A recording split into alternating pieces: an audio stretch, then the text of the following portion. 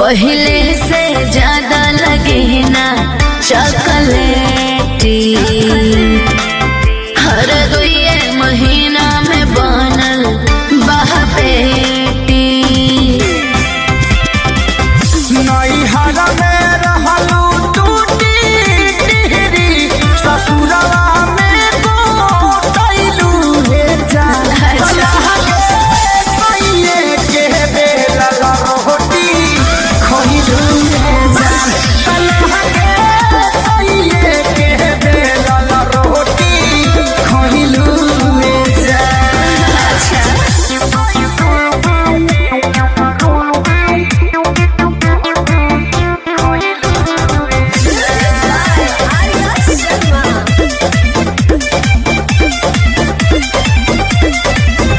कहवन विटामिन तोहार पियौनु हो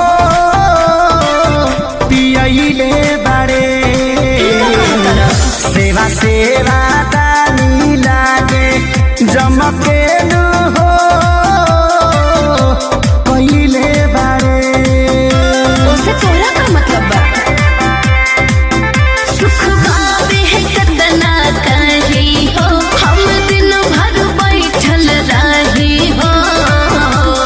का बुझला? शारदा कपूर जैसा हुन बोल कैसे हो गइलू रे जान।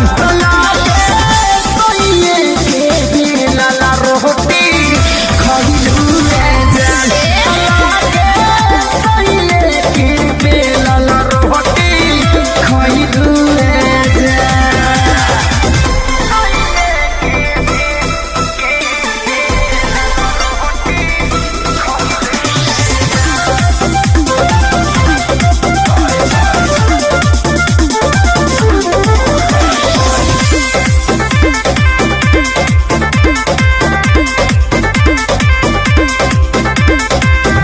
गुलु गुलु गाल दुनु भइल बा हो